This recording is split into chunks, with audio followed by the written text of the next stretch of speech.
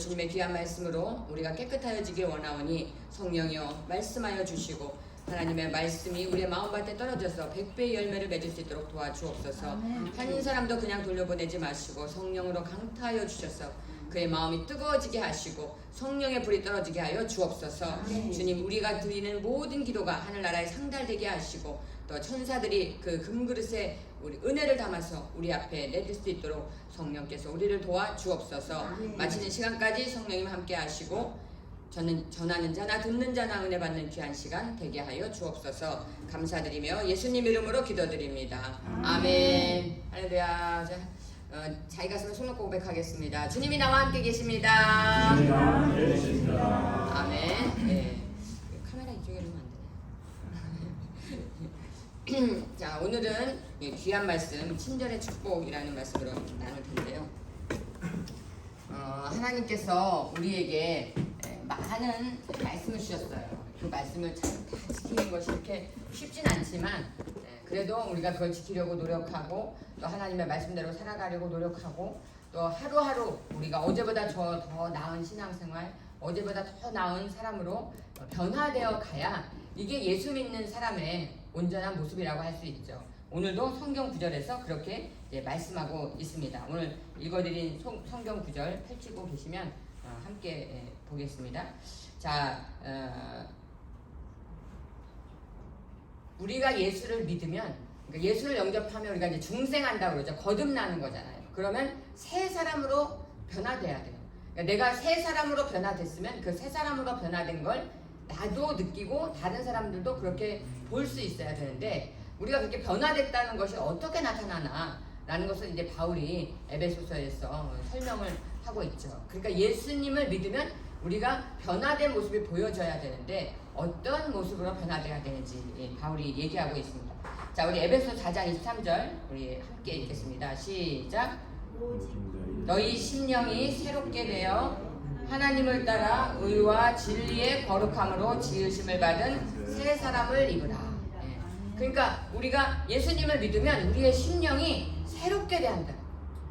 그러니까 예전에 예수 안 믿을 때의 마음가짐이나 심령, 그 다음에 예수를 믿고 난 뒤에 우리의 마음가짐이나 심령이 새롭게 변화되어야지, 새롭게 변화되지 않고 예수님을 믿기 전이나 예수님을 믿고 나서나 똑같으면 그거는 예수를 영접한 사람의 모습이라고 할 수 없다는 거죠.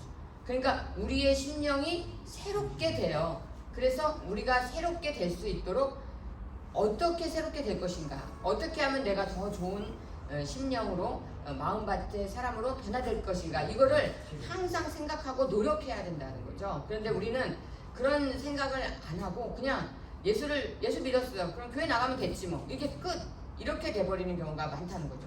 그래서 바울은 우리가 예수를 믿고 나면 오직 너희의 심령이 새롭게 되어야 한다 라고 말을 하면서 하나님을 따라, 그러니까 예수 믿었으면 우리는 이제 내 생각대로 사는 사람이 아니라 내 생각과 내 의지, 내 견해를 다 버리고 하나님을 따라 살 수 있는, 그러니까 이게 하나님과 하나가 되는, 갈라디아서 2장 20절에 그리스도와의 연합, 하나님과 하나 되는 것에 초점을 맞추고 사는 게 신앙생활이에요.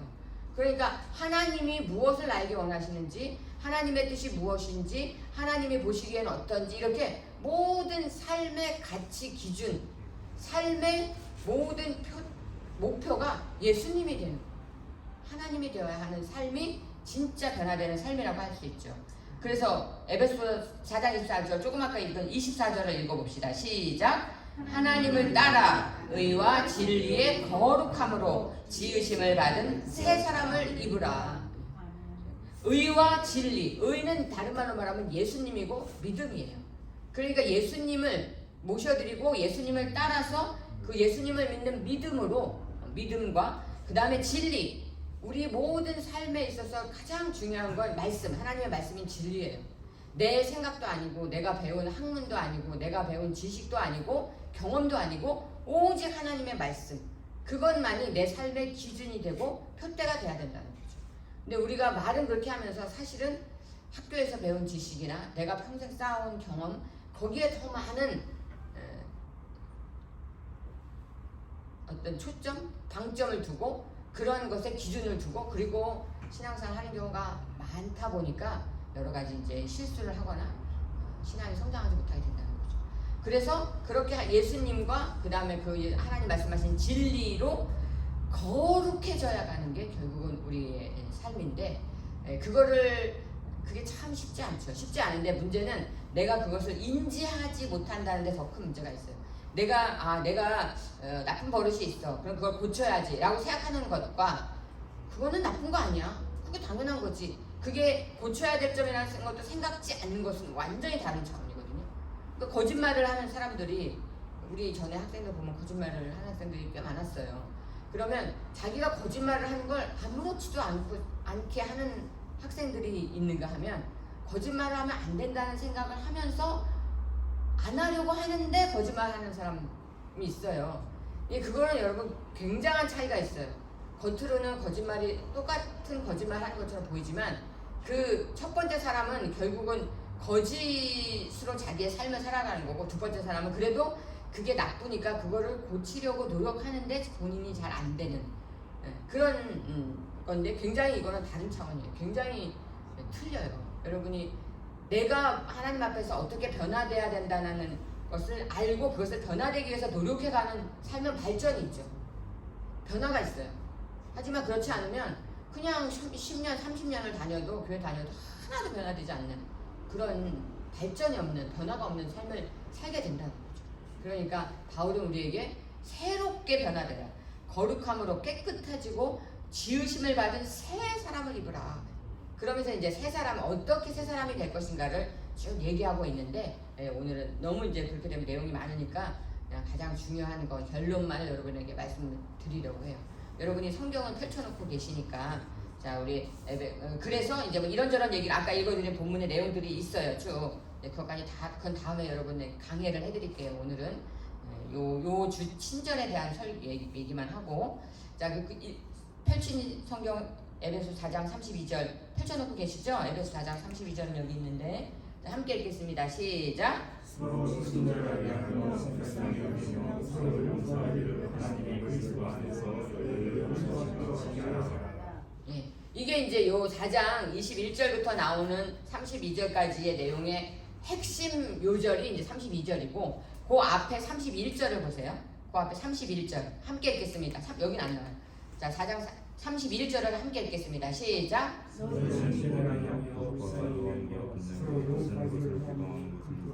요건 32절이고 31절은 여기에 안 썼는데 31절을 책에서 읽으시라고요. 시작.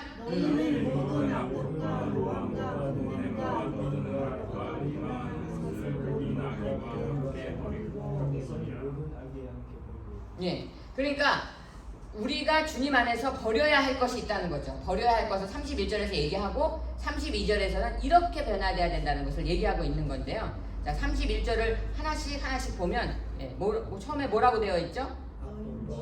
모든 악독을 버려야 된다는 거예요. 여러분, 버려야 비워지고 거기에 채울 수 있잖아요. 그런데 내가 버리지 않고 쓰레기를 가지고 있으면서 새 사람이 되는 건 안 되는 거예요. 어려운 거예요. 그러니까 버려야 될 것이 물론 많지만, 우리가 새마음 기도에도 이렇게 있죠. 그렇지만 여기서 바울이 얘기하고 있는 거, 이제 축약시켜서 얘기하는 거예요. 그 위에도 보면 30절에 하나님의 성령을 근심하게 하지 말라고. 우리가 더러운 모습으로 그대로 있으면 하나님의 성령을 근심하게 해서 성령이 소멸돼요. 그러니까 그 안에서, 성령 안에서 너희가 구원의 날까지 인치심을 받았느니라. 우리는 성령 받고 성령님의 도장을 꽝 찍은 거야. 하나님의 사람이라고. 그렇기 때문에 성령님을 근심시켜드리면 성령님이 떠나가시게 돼요. 그래서 우리가 아무리 열심히 기도해서 성령 받아도 내가 내 몸 마음속에 나쁜 것을 그대로 가지고 있으면 그 성령을 근심하게 되는 거하고, 성령이 떠나가시기 때문에 성령을 근심하게 하지 말라. 그러면 그렇게 성령을 근심하게 하는 게 뭐냐가 31절에 나온 거예요. 그게 모든 악독과 우리 마음속에 악한 것들, 악독, 나쁜 거죠. 악하고 악은 하나님과 반대되는 거예요. 그러니까 하나님이 기뻐하시지 않는 거예요. 하나님이 싫어하시는 거예요. 하나님이 아니다라고 하면 그게 내가 평생을 살아온 내 신념이어도 버려야 돼. 하나님은 그게 아니다라고 말씀하시면 내가 평생을 가지고 있는 철학이라도 버려야 된다. 그게 악이고 독인 거예요. 대부분 우리는 어떤 거냐면요. 어렸을 때부터 살아온 경험이나 학교에서 배운 지식이 내가 살아가는 어떤 지표가 돼요. 가치관이라 그러죠. 그것이 50년, 60년, 80년을 가지고 있었어도 하나님이 그건 아니야 라고 말하면 딱 버려야 된다는 거예요. 하나님이 아니라고 말하는 게 악이에요. 악. 하나님이 옳다고 말씀하시는 게 선이고, 선악의 기준은 하나님께 있어요, 여러분. 근데 우리는 어떻게 하냐면 선악의 기준을 내가 세워요. 그래서 내가 볼 때 선하고 내가 볼 때 악하고 이렇게 생각한다는 거죠. 아니라는 거예요. 내가 아무리 볼 때 선하더라도 하나님이 아니다 그러면 버려야 한다는 거예요. 근데 이게 정말 이게 안 돼서 우리 모두가 고생하는 겁니다. 그러니까 여러분 하나 잘 생각하시고 제 참 말이 짧아서 제가 설득력이 없어서 그러는데 성령께서 깨닫게 달라고 하셔서 여러분 깨닫으시기 바랍니다. 각자마다 다르긴 하지만 모든 악도 하나님이 아니라고 하는 모든 것들 하나님이 기뻐하시는 것들을 버려야 한다는 거예요. 그 다음에 노함과 분노죠. 분노. 우리를 인간을 가장 이렇게 병들게 하는 것이 미움과 분노예요. 미움과 분노. 그러니까 물론 미워하기 때문에 분노가 생기기도 하지만 또 다른 차원이다. 근데 우리가 이렇게 보면요, 저도 그렇고요, 거의 모든 사람들이 마음속에 분노가 있어요. 분노가 있어요. 크고 작을 뿐이지. 왜냐하면 이제 살아오면서 좋은 일만 있진 않잖아요.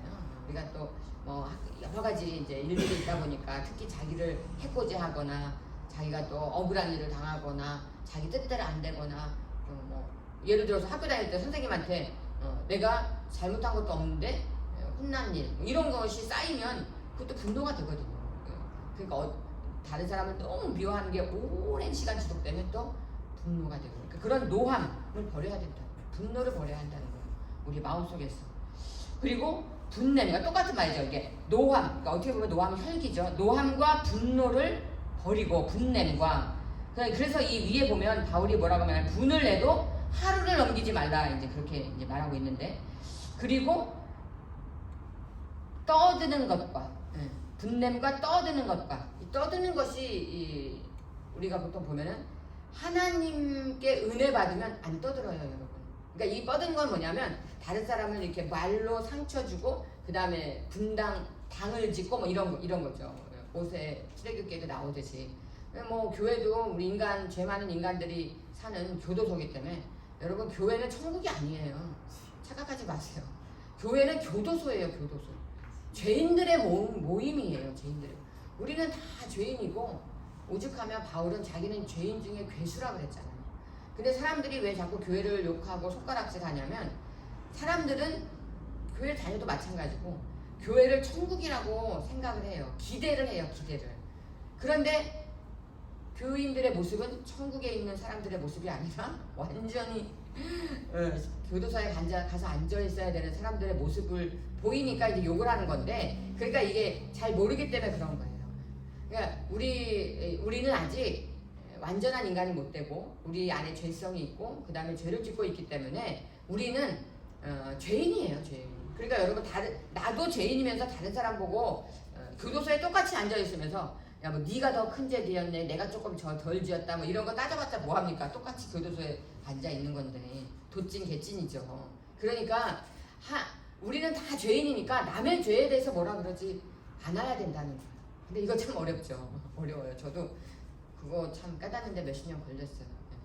지금은 그래서 다른 사람의 죄에 대해서 그렇게 크게 이렇게 정죄함도 없고 그 다음에 저 사람이 지은 죄도 나도 다 지었어. 저 사람이 지은 죄 나도 다 지을 수 있어. 이렇게 생각하면서 죄인에 대해서 이렇게 좀 뭐랄까 관대라면 좀 그렇고 하여튼 예전처럼 저럴 수 있어 이거는 없다는 거예요. 이제 연약해서 죄였구나 저럴 수 있구나 이렇게 넘어간다는 거예요. 왜?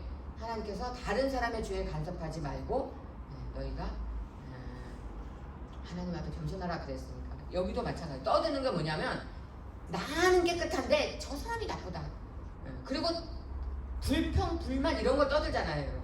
우리가 남을 칭찬하는 걸로 막 떠들긴 경우는 드물어도 다른 사람을 해코지하고 막 다른 사람을 정죄하고 판단하고 책잡고 흉보고 이런 걸로 떠들죠. 그러다 보면 당을 짓고 당파를 만들고 이렇게 그런 걸 하지 말다 버려야 된다 이런 말이죠. 그리고 비방하는 것, 다른 사람을 비방하는 것. 마태복음 7장에도 비판하지 말라 그랬잖아요. 다른 사람을 비방하는 것, 다른 사람을 비방하는 사람은 하나님이 축복을 안 하시더라고요. 그 다음에 모든 악의와 함께 버리고, 그러니까 이제 버려야 할 것들을 먼저 바울이 얘기하고, 모든 악독과 노함과 분냄과 떠드는 것과 비방하는 것과 그것을 모든 악의와 함께, 우리의 악한 뜻, 이게 선악과를 따먹는 거거든요. 그러니까 자꾸 제가 선악과를 반납해야 된다는 게 악을 버려야 되는 거예요. 하나님 자리에 앉으려고 하는 것, 교만, 뭐 이런 거 다. 우리의 죄 중에 우리가 뭐 많은 죄를 짓잖아요. 우리 새마음 기도에도 나오고. 우리의 죄 중에 최고의 죄가 뭘까요? 우리의 죄 중에 최고의 가장 큰 죄가 뭘까요? 이거 맞히시는 사람은 제가 상품 하나 드리겠습니다. 뭘까요? 다 알면서 얘기를 안 하시는 건가? 오, 맞췄어요. 박수. 우리 구역장님 맞췄어요. 교만이에요, 교만. 모든 죄 중에 최고의 죄가 교만이에요. 교만. 교만이 가장 큰 무서운 죄예요. 왜? 그 교만이 선악과 따먹은 거거든요. 선악과를 따먹은 죄가 교만이에요. 그렇기 때문에 우리 인간에게는요, 다 교만이 있어요. 저에게도 있고 여러분에게도 있어요. 근데 교만이 왜 무섭냐면, 교만은요, 당신 교만합니다. 그러면 나는 교만하지 않는데 내가 왜 교만합니까? 그렇게 말하는 사람은요, 100% 교만한 거예요. 100% 교만한 거예요, 그 사람은. 뭐 핑계 될 필요도 없어요. 그냥 100% 교만한 거예요. 나는 교만하지 않아. 내가 왜 교만해? 화내면 엄청 교만한 사람이에요, 그 사람. 당신 교만합니다. 말하면, 네, 저는 교만해요. 저 겸손하려고 노력하는데 교만해요. 이렇게 말해야 조금 겸손한 사람이에요. 정확하게 말하면 인간은 겸손한 사람이 없어요.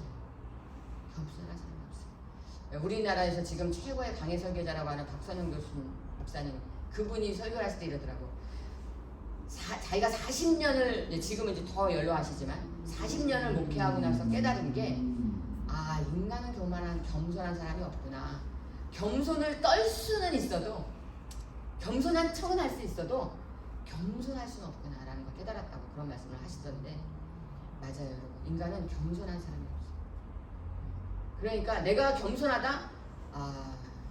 좀 더 깊이 생각해야 돼요. 내가 교만하지 않습니다. 그거는 100% 교만한 거예요.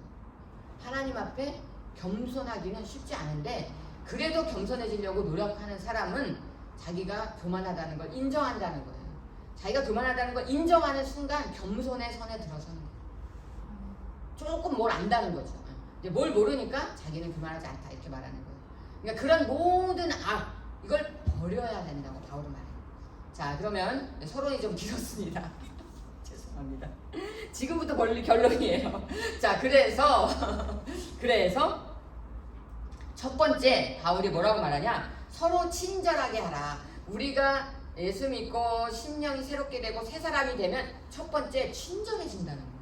약간 여러분 의외죠. 친절해진다. 근데 이 안에는 여러 가지 의미가 있는데, 자, 그래서 여기 4장 32절에 아까 말했죠. 에베소 4장 32절, 서로 친절하게 하며 서로 친절하게 하는 게 첫 번째 변화된 사람의 모습이다, 이런 말입니다. 자, 왜 친절이 변화된 사람의 모습이냐? 예수님이 친절했어요. 예수님은 굉장히 친절하셨어요. 여러분, 그래서 우리가 이렇게 음성을 하나님의 들으면 예수님이 굉장히 따뜻하세요. 굉장히 자애롭고 친절해요. 왜냐하면 예수님이 친절하시니까 우리 한 사람 한 사람, 여러분 한 사람 한 사람을 찾아오시고 만나주시지, 친절하지 않으면 그냥 오병이어 교회 성도 1동 은혜 받아라 끝이죠. 예수님의 성품 자체가 친절하다는 거예요. 그래서 예수님은 병자를 절대 지나치지 않으시고, 그 다음에 배고픈 자를 절대 지나치지 않으시고, 모든 사람들에게 한 사람 한 사람에게 맞춤 대화를 하시고 맞춤 치료를 하시죠. 친절하기 때문에 가능해요. 그러니까 예수님은 예수님의 친절의 최고봉은 십자가를 지신 거예요. 얼마나 친절하신지 우리를 위해 대신 죽기까지 하셨어요. 그러니까 예수님의 성품이 친절했기 때문에 우리는 새 사람이 되면 친절하다는 거예요. 친절함은 다른 말로 말하면요, 영혼에 대한 사랑이에요. 여러분, 그 사람에 대한 사랑하는 마음이 없으면 친절을 베풀 수가 없어요. 왜? 굶거나 말거나, 그분이 불편하거나 말거나 신경 안 쓴다는 거예요. 왜? 그렇게 사랑하는 마음이 없다, 이 말이죠. 부모는 자식에게 친절할 수밖에 없어요. 왜? 사랑하니까. 그러니까 친절의 다른 말은 사랑이 있다 이건 말이죠. 예수님이 삭개오에게 하는 거 보세요. 그 많은 사람이 있는데 하나님이 예수님께서 뭐라 그랬죠? 삭개오야 내려오라. 내가 오늘 네 집에 유하여라 하리라. 아니 그 많은 사람 중에 어떻게 삭개오 한 사람에 대해서 그렇게 친절하게 말씀하실 수가 있어요? 그게 우리에게 하나님이 보여주시는 예수님의 모습이라는 거예요. 그러니까 예수님의 성품이 친절했고 성령의 9가지 열매 중에 친절이 있어요. 근데 친절이라는 단어는 없는데 성령의 열매 중에 자비가 있거든요. 근데 그 자비라는 말 안에는 젠틀리스, 친절함과 간대함이라는 것이 포함되어 있어요. 그 단어에. 왜냐? 친절하기 때문에 그 사람에게 자비를 베풀 수 있는 거예요. 네. 안 그러면 그냥 지나쳐 버리겠죠. 네. 그러니까 성령의 열매도 있다는 거예요. 그러니까 우리가 새 사람이 되면 친절한 사람이 된다는 거예요. 나하고 상관없는 사람에게 인정을 베풀고 배려를 하고 관대하고 이런 모습으로 변화돼야 그게 예수 믿는 사람의 모습이다 이런 말입니다. 네, 미국에 재밌는 제가 이 예화를 듣고 굉장히 은혜를 많이 받았는데 미국에 이거 실제 있었던 일이에요. 실화인데 어느 그 중소도시에서 철물점에 아침 일찍 물건을 사러 갔어요. 어떤 남자가 청년이 30대 초반에. 근데 우리는 철물점이 이제 조그만 구멍가게인데 그 미국은 이제 마트 형식으로 되어 있어서 우리 농민마트 여러분 다 아시죠? 그런 농민마트 크기의 큰 철물점이에요. 그러니까 이제 캐셔가 있죠. 계산하는 계산원이 이제 카운터에 있는데 근데 이제 아침에 한 9시쯤 돼서 문 열자마자 젊은 청년 한 명이 물건을 사러 왔는데 철물점에 뭐 이렇게 우리 뭐 집에 나사 같은 거 하나 빠지면 작동이 안 되잖아요. 그러니까 이제 그렇게 소 부품 하나를 사러 왔어요. 그래서 이제 그 소 부품을 잡아갖고 카운터에 가서 계산하려고 딱 내니까 이제 3달러입니다. 그래요. 이 계산하는 여자가. 그러니까 3달러면 우리나라 돈으로 뭐 3,200원. 그러니까 지금 환율이 올라서 좀 더 되지만 한 3,4,000원 되는 정도의 싼 가격이에요. 그런데 이 남자가 주머니에서 돈을 딱 꺼내서 냈는데 100불짜리 돈을 낸 거예요. 우리나라 돈으로 하면 지금 한 12만원, 15만원 정도의 수표예요. 10만원짜리 수표를 낸 거야, 말하자면. 그러니까, 내니까 이게 아침이니까 잔돈이 없잖아요. 이 계산기에. 그러니까 우리나라로 제가 해드릴게요. 자, 3,000원입니다. 그러니까 남자가 10만원짜리 수표를 냈어요. 잔돈은 없으세요? 그러니까, 네, 없는데요? 이거밖에 없는데요? 그러니까 이 아가씨가, 이러더니 자기 핸드백을 열고 지갑을 꺼내서 3,000원을 계산기에다 딱 넣고 그리고 10만원짜리를 돌려주면서 계산됐습니다 손님 안녕히 가세요 이런 거예요. 그러니까 이 남자가 이 잔돈이 없으니까 97,000원을 돌려줘야 되는데 97,000원이 없으니까 이 아가씨가 자기 돈 3,000원을 내고 그 사람한테 그냥 10만원짜리 수표를 주면서 계산이 됐으니까 돌아가셔도 된다고 그렇게 해서 이 남자가 이제 약간 당황했는데 그래도 시간이 없으니까 아 감사합니다 고맙습니다 그러고서 이제 갔어요. 가서 이제 집에 가서 이제 고장난 거 수리하고 그리고 그날 오후에 다시 왔는데 누굴 모시고 왔냐면 자기 아버지를 모시고 온 거예요. 그 청년의 아버지를 모시고 와서 이게 거기를 보여주면서 이 아가씨가 그렇게 나한테 잘 해줬다 친절하게 했다 이렇게 얘기를 한 거예요. 그러니까 이 아버지가 와갖고 아 우리 아들에게 이런 친절을 베풀어서 너무 고맙습니다. 내가 우리 회사에 들어가는 모든 부품을 이 마트에서 이제 다 해가겠다. 근데 알고 보니까 이 아버지가 엄청나게 큰 건설회사 사장이었던 거예요. 그러니까 그 마트에서 모든 부품을 다 주문한다고 하니까 얼마나 부자가 됐겠어요 그 마트가. 그리고 나서 이 청년은 너무 이 아가씨가 고마우니까 일주일 뒤에 찾아와서 차 한잔 대접하겠다고 그래갖고 이제 이 아가씨하고 차를 마셨어요. 너무 감사하다 나한테 그렇게 선의를 베풀어줘서 친절을 베풀어줘서 고맙다. 그렇게 이제 차를 마시고 나서 둘이 연애를 해갖고 결혼을 했어요. 그러니까 이 아가씨는 엄청난 큰 재벌의 며느리가 된 거예요. 왜? 3,000원짜리 부품 그거 하나 친절 베풀었어요. 그러니까 이렇게 여러분 친절은 우리에게 생각지도 못한 엄청난 축복을 가져다 준다는 거예요.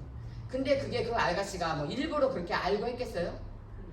모르죠. 그냥 평소에 그 아가씨의 성품이 그런 성품이었으니까 그렇게 나온 거라는 거죠. 그러니까 우리가 친절을 베푼다는 것은 그 상대방에 대한 사랑과 배려가 없이는 할 수 없다는 거예요. 그런 사람은 그런 복을 받는다는 거예요. 저도 그 예화를 읽고 엄청나게 은혜를 받았어요. 그리고 또 비슷한 얘기가 있어요. 여러분 어떤 비 오는 날 가구점, 우리도 가구 골목이 쫙 있잖아요. 의왕시 가구 골목처럼. 그러니까 가구 골목이 쫙 있는데 가구 골목에서 어떤 할머니가 차를 기다리면서 서 있었어요. 그런데 비가 막 오는 거예요. 그러니까 이제 비를 맞아야 되잖아요. 할머니가 우산 없이. 그러니까 그 가구점 주인이 밖에 나가서 이제 인사를 한 거예요. 할머니, 비가 오니까 우리 여기 가게 들어와서 앉아서 좀 쉬었다 가세요. 그러니까 이제 고맙습니다. 괜찮습니다. 그러니까 아유, 비를 맞고 계시면 안 되죠. 이리 들어오셔서 잠깐 저희 가게에서 앉아 계세요.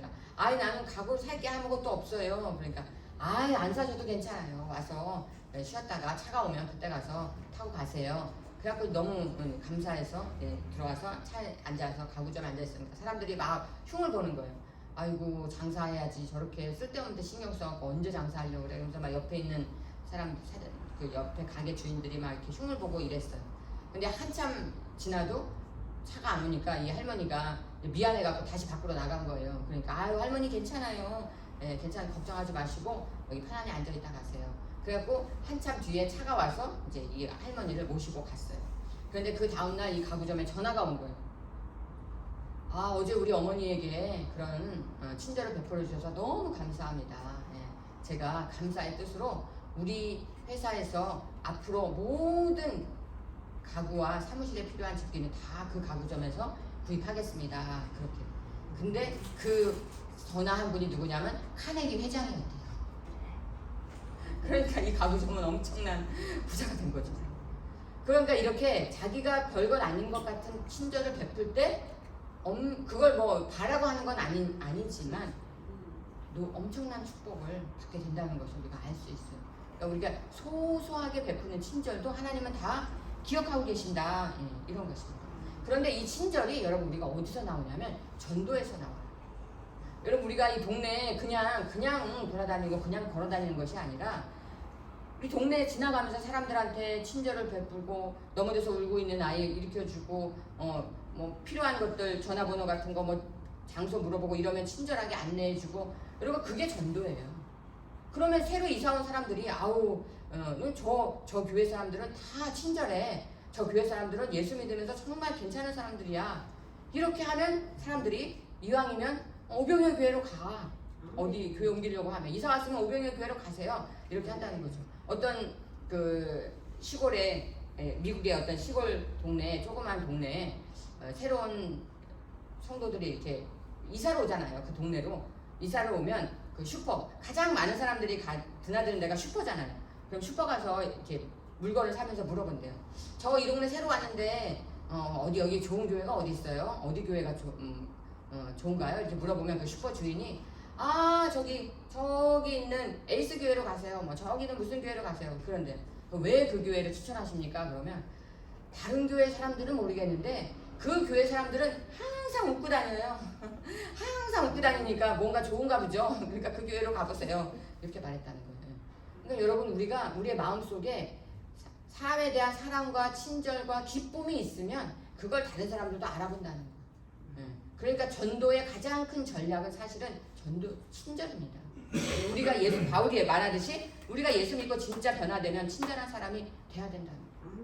그러니까 다른 사람의 아픔과 어려움도 보면서 쳐다보지도 않고 무관심하고 이런 건 하나님의 성품이 아니라는 거예요. 누구를 도와줄 사람이 없나, 누군가에게 더 친절을 베풀 게 없나 이렇게 다른 사람을 돌아보는 그러한 마음이 친절인 거죠. 그 다음에 두 번째 불쌍히 여기라고 말하고 있죠. 서로 친절하게 하며. 자, 우리 다 옆 사람에게 이거 고백하겠습니다. 자, 옆 사람을 보면서 나는 친절한 사람이 되겠습니다. 당신도 친절한 사람이 되십시오. 서로 친절합시다. 여기 나오잖아요. 이게 서로 친절하게 하며 서로 나만 그러고 저 사람만 그러는 게 아니라 서로에게. 그 다음에 두 번째는 불쌍히 여기며 서로를 불쌍히 여기라는 거예요. 자, 왜? 예수님도 우리를 불쌍히 여기셨기 때문에. 예수님이 불쌍히 여기시니까 우리를 구원하러 오셨잖아요. 자, 마태복음 14장 14절입니다. 시작. 예수께서 나오사 큰 무리를 주시고 불쌍히 여기사 그 중에 있는 병자를 고쳐주시니라. 아멘. 예수님이 병자를 고치는데 그 앞에 전제가 불쌍히 여기며 해요. 그러니까 예수님이 불쌍히 여기시면 병도 고쳐주시고, 그러니까 불쌍히 여긴다는 게 얼마나 중요한 거예요. 불쌍히 여기면 그 상대방의 문제를 해결해 주는 거예요. 자, 마태복음 15장 3절에도 있어요. 시작. 예수께서 제자들을 불러 이르시되 내가 너희를 불쌍히 여기고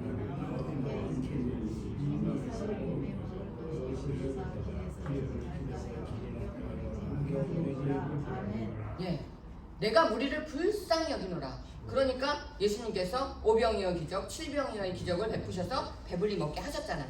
그러니까 하나님 예수님이 불쌍히 여기시면 그 문제를 다 해결해 준다 이거예요.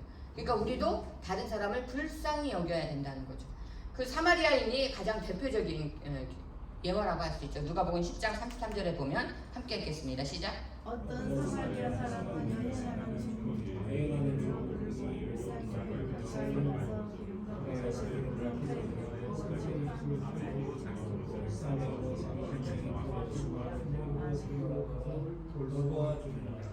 사마리아인이 길을 가다가 강도 만난 자를 불쌍히 여겨서 그를 도와줬어요.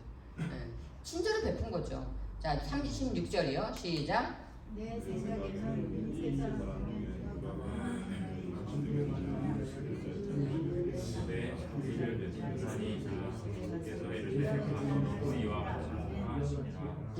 그러니까 다른 사람 레위인도 그냥 지나가고 제사장도 그냥 지나갔는데 못 본 것이 강도 만난 자도 막 얻어 터지고 막 병 피 흘리는 사람은, 그런데 사마리아인만 그를 감싸주고 치료해주고 그에게 여관에 가서 치료할 수 있도록 도와주고 이런 일을 했단 말이에요. 그러니까 예수님이 뭐라고 하시냐면 너도 이 사마리아 사람처럼 해라. 불쌍히 여겨서 다른 사람을 도와주는 일을 너도 해라 라고 예수님이 우리에게 말씀하고 있는 거예요. 그러니까 우리가 다른 사람을 불쌍히 여기는 건 예수님의 명령이라는 거죠. 자, 베드로전서 3장 8절 보겠습니다. 시작. 마지막으로 말하노니 너희가 다 마음을 같이하여 동정하며 형제를 사랑하며 불쌍히 여기며 겸손하며. 예, 베드로도 우리에게 말하고 있어요. 베드로는 예수님의 수제자잖아요. 가장 가까이서 예수님을 3년 반 동안 따라다녔단 말이에요. 그러니까 그 예수님도 우리에게 뭐라고 말씀하시냐면 형제를 사랑하며, 여러분 교회 다니는 우리 모두는 형제예요. 한 형제예요. 피를 나눈 형제보다 사실은 더 가까운 형제예요. 왜냐하면 형제는 여러분 1년에 뭐 3-4번 밖에 못 만나잖아요. 그런데 우리는 매주 한 번 만나니까 1년에 52번이 뭐야. 일주일에 또 3번씩 만나고 1년에 3분의 1을 만나요. 100일 넘게 우리는 150일 넘게 만나니까 우리같이 더 가까운 친적이 없죠. 그렇기 때문에 형제를 사랑하며 불쌍히 여기며 겸손하며, 우리 형제를 사랑하는 것은 예수님이 우리에게 원하시고 또 명령하시는 것이다. 그러니까 다른 사람을 불쌍히 여겨야 된다. 이런 얘기입니다.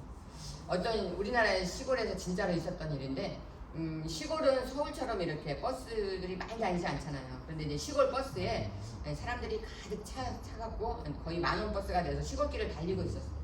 그런데 그 어떤 애기 엄마가 아이를 업고 버스를 탔는데 이 아이가 울기 시작하는 거예요.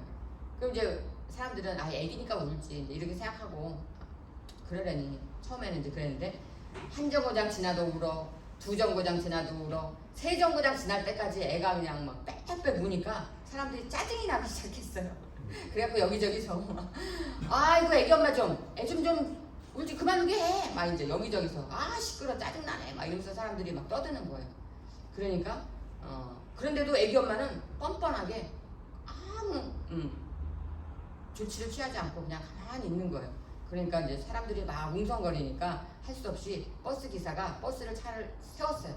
길가에 딱 세워서 왜 버스를 세우나? 라고 봤더니 이 갑자기 기사가 내리더니 슈퍼 앞에 버스를 세운 거죠.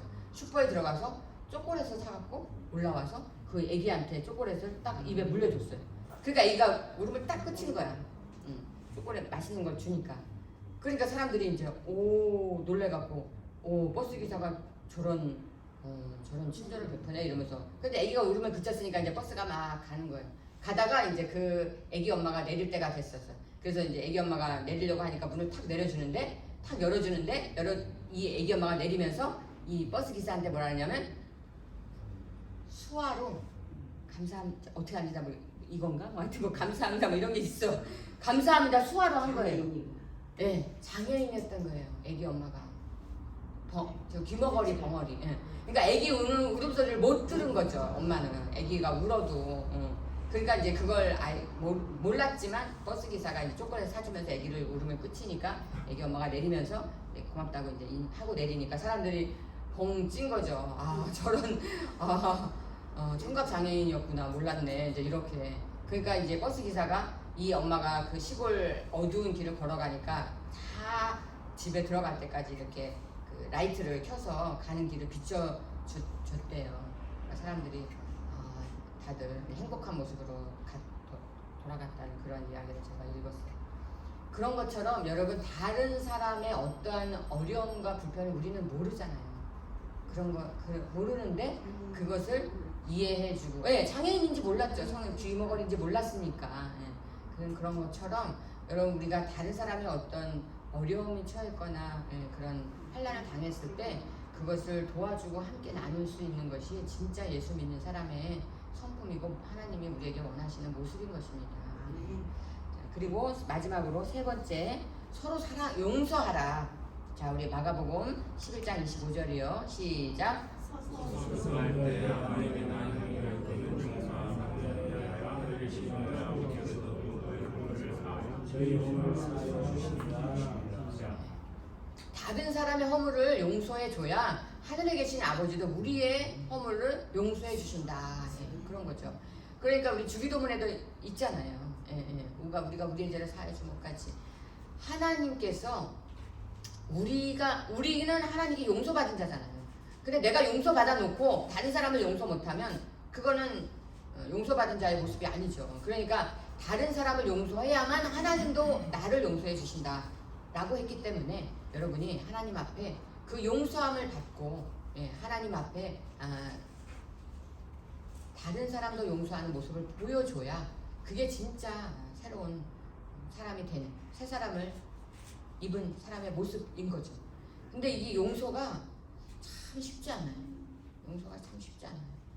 어떻게 보면 우리 인간이 하기 가장 어려운 것 중에 하나가 이 용서죠. 그런데 이 용서가 그래서 또 축복이 있어요. 근데 용서는 내가 그 사람을 용서하지 못하면 내가 다쳐요.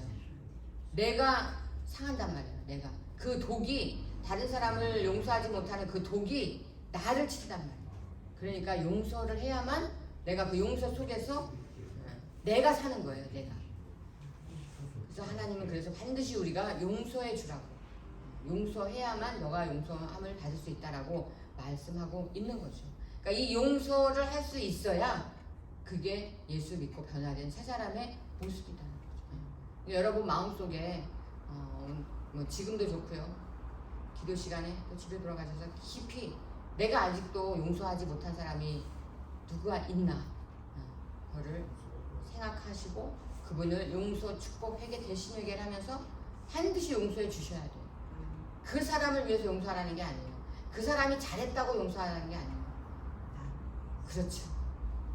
내가 살기 위해서, 내가 살기 위해서 용서해 주라고 하나님 말씀하시는 거예요. 우리 김수혜 사모님이 윤병호 선교사님 사모님이 오셔서 한번 간증했잖아요. 전세금을 다 뜯겨갖고 사기당해서 날렸다고. 그래서 용서할 수가 없었는데 하나님이 1년을 기도하니까 용서해라. 너를 위해서 용서하라는 거다. 그래서 자기가 용서하게 됐다고 그런 간증 여러분한테 했죠. 들으신 분은 못 들으신 분도 있지만 하나님은 그래서 우리가 용서하기를 원하시고 용서하는 자에게 또 그것보다 더 큰 복을 내려주시는 겁니다. 예, 여러분도 다른 사람을 용서하시고 용서받는 축복을 받으시길 주님의 이름으로 축원합니다. 자, 가슴을 손을 고백하겠습니다. 나는 용서하는 사람이 되겠습니다. 자, 옆 사람에게 축복하겠습니다. 당신도 용서하는 사람이 되십시오. 예, 이게 굉장히 힘들기 때문에 제가 여러분들에게 가르쳐드린 용서, 축복, 회개 되시게 그 기도를 계속 하시라는 거예요. 근데 그 기도가 능력이 있고 그게 쌓이면요 용서가 빨리빨리 돼요. 용서가 빨리빨리 돼요. 그리고 오래된, 아주 제가 내가 미움이 쌓인 오랫동안 미워한 사람은 사실 용서가 잘 안 돼요. 용서가 잘 안 돼요. 그러면 어떻게 하냐, 이 용서, 축복, 회개, 대신하게 기도를 계속 하면요 그 능력이 생겨요. 용서의 능력이. 그래서 그 기도를 여러분들에게 하시라고 하는 거예요. 왜냐하면 내가 용서를 하지 않는 한 내가 화를 당하고 또 내가 피해를 입고 그 다음에 천국에 가서도 예수님 앞에 하나님 앞에서 백보자 심판 받을 때 그 죄가 굉장히 크기 때문에 그래요. 그래서 여러분이 이 땅에서 그걸 용서하는 기도를 많이 하셔서 용서해야 됩니다. 아멘. 그래야 그것이 여기 지금 바울이 뭐라고 말했죠? 새 사람을 입으라. 새 사람이 되는 모습이라는 거예요. 다 어려운 거죠. 다 쉬운 게 하나도 없어요. 하지만 그걸 알고 깨닫고 노력하면 되는 것입니다. 여러분에게 그런 은혜가 있길 주님의 이름으로 축원합니다. 기도하겠습니다. 좋으신 하나님 아버지 감사드립니다.